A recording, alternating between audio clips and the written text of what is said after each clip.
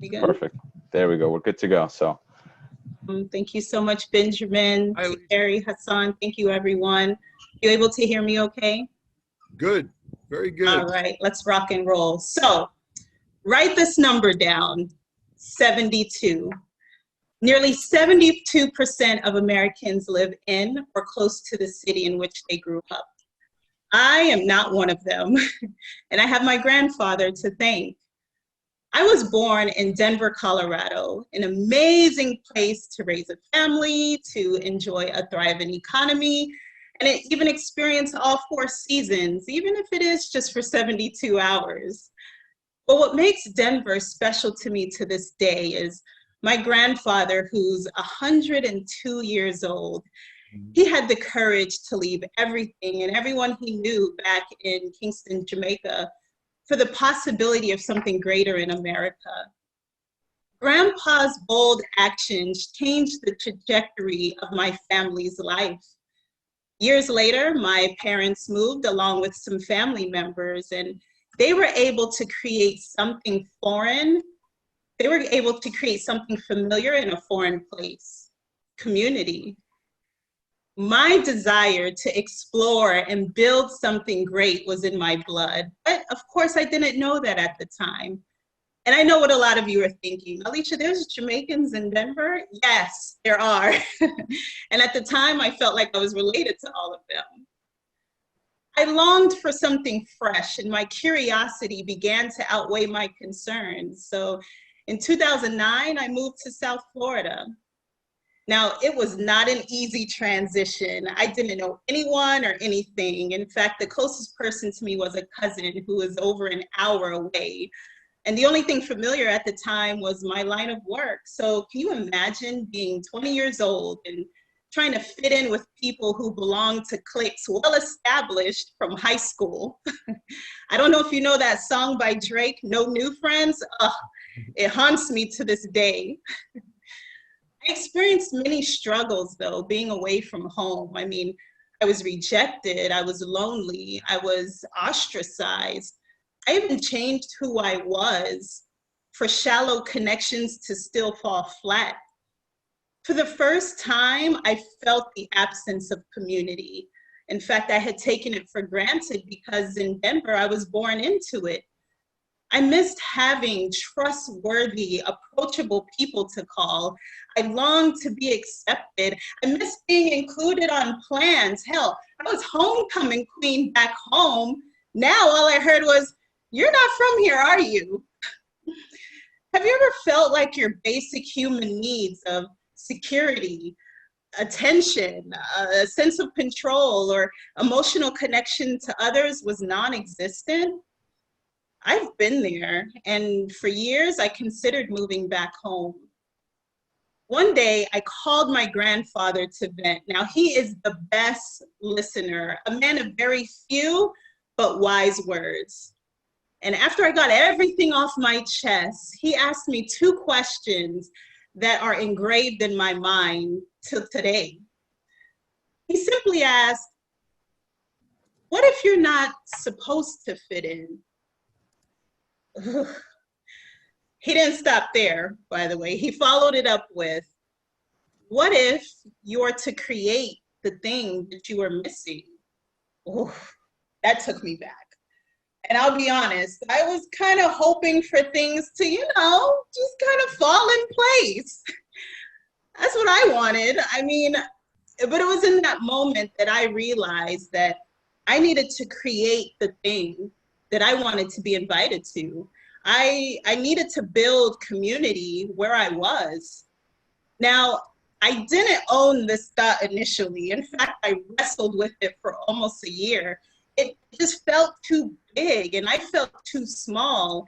I kept asking myself, Alicia, do you have the desire and the energy to put yourself back out there? I mean, the last rejections, they still sting. And quite frankly, why should you bother with taking a chance? And like other millennials I know, when we feel unsafe, we retract like a turtle's head back into our shell. It seemed easier to stay comfortable. But again, something inside of me was pushing me to something different, something like a mission. Little did I know, everything from my upbringing to the roles I held in my professional life was preparing me for this journey. I began to wrap my head around what I wanted community to look like. What do I want it to consist of? I knew I wanted folks to feel loved, and I wanted them to feel a sense of belonging. So I tapped into three main pillars to build off of: courage, relationships, and transformation. Probably the biggest opposition with taking a chance is in the mind. In fact, our brains are literally hardwired to detect danger and to keep us safe. So it's not really a friend of risk and vulnerability. And as we've learned so far with life, it's not easy to just jump into the unknown with so much at work to keep us scattered or distracted or reserved. Les Brown simply put it when he said, "Faith not tested cannot be trusted." And for me, not only did I want to test out my faith, it was important for me to grow it stronger. See, I believe courage is pressing beyond comfort, fear, and pain to journey towards a hopeful unknown. Courage is important to me because it strengthens my inner self. It's where I discover miracles, and it's how I influence others to fly. There were many times in my career when I took a risk and, ruffled the feathers of normalcy. 3 months into my supervisor role as a sales supervisor, I introduced an interactive approach to leadership meetings that promote teamwork. 4+ years later, and that format is still in practice and adopted across the entity as a best practice. When I became a skill development manager, I learned that there were gaps with practicing selling skills. And 4 months into that role, I designed, piloted, and launched an enterprise-wide platform for folks to practice their sales pitch. And now it's used by over 2,500 people in the company. Both times I had that little voice, that voice that sits on your shoulder. I had him sitting on my shoulder telling me, "You need to just sit back," or "You're too new to make suggestions, just be quiet." But I'll be honest, taking a chance on a possible solution, especially one that benefited other people, was way more exciting. I want this same impact for my business. I want to be bold enough to create my own 72 inside of myself, a leader that transforms communities. I want to make communities great again. Now, don't go stealing that, okay? I've begun the work towards transforming communities by starting in the home with marriages. As the founder of 828 Concepts, I believe I am here to reignite the purpose and passion of marriage again. This path was actually birthed out of my divorce when I noticed there's not much support offered between I do and I don't anymore. I was motivated to help preserve families because I learned from my parents and now my own experience the impact of the most intimate community being torn apart. So I focus on incorporating fundamental tools such as the power of agreement or communicating through love languages. And I make sure to include a key element: fun. See, I believe when couples keep their commitments alive, that families and communities stabilize and flourish.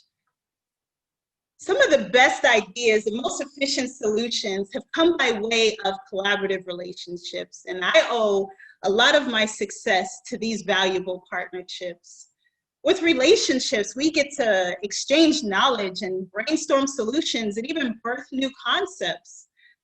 I believe the essence of team building and building communities, they go hand in hand.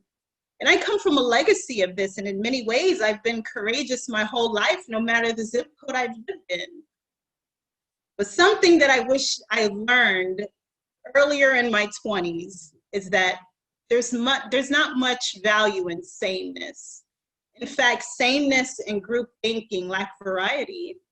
Before, I thought I needed to surround myself with people that look like me and think like me to make a difference, which couldn't be further from the truth.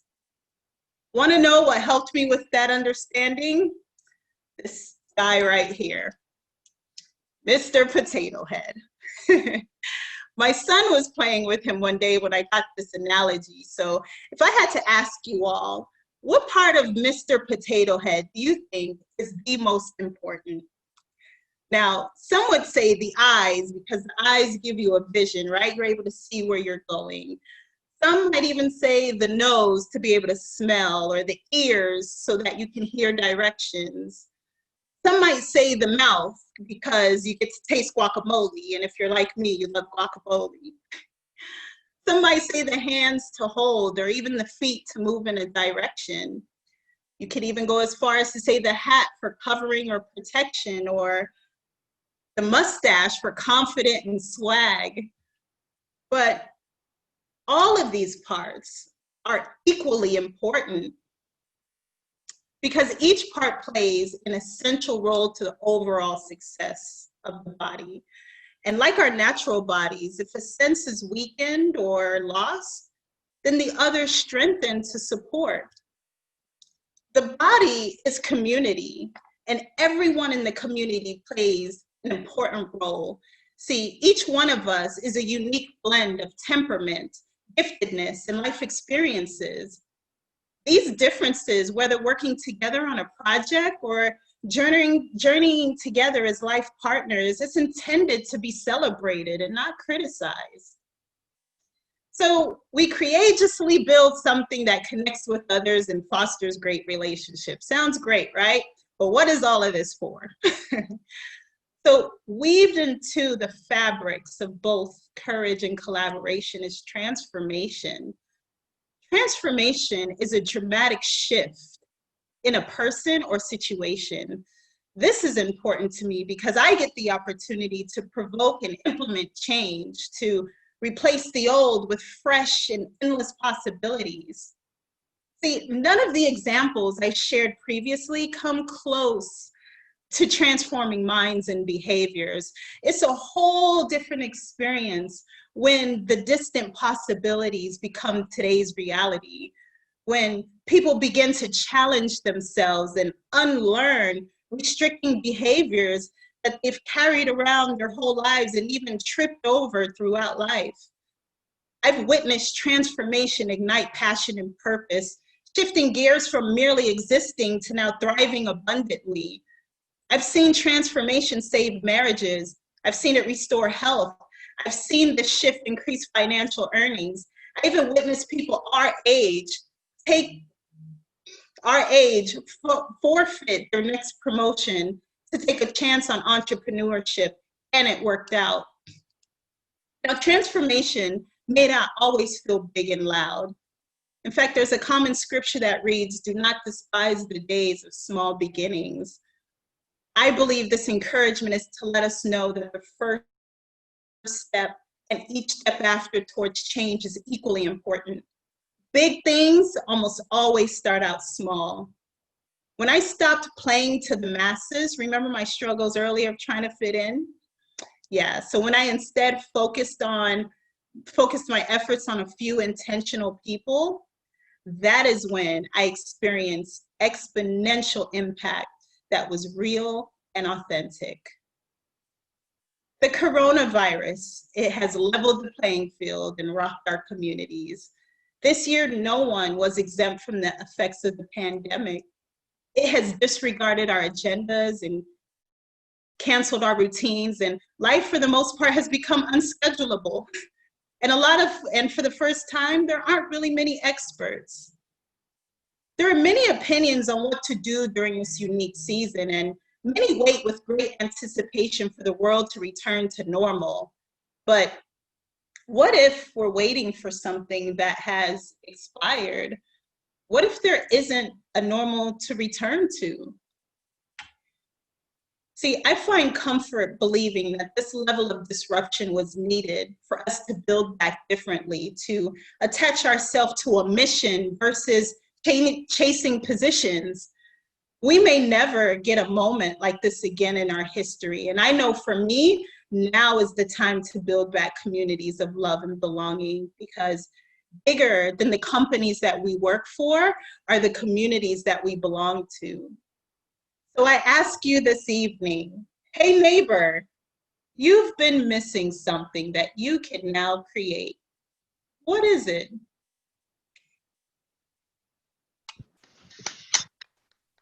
The end. Thank you so much. That was great. I really loved how you have this attitude of, I don't have it, so I'm going to create it. I love seeing that attitude among people, and it's truly inspiring, to say the least. So thank you for sharing. Thank you, And if anybody has a quick question, we'll limit it to one question. Anybody want to raise their hand using the raise hand function? I don't have a question, but I just want to have a comment. I'm going to go look up the lyrics to No New Friends. You will feel my pain after you do this. Okay, great, perfect. So I guess we'll move forward. Thank you so much once again, Alicia. It was great. Thank you, Benjamin. Thank you. And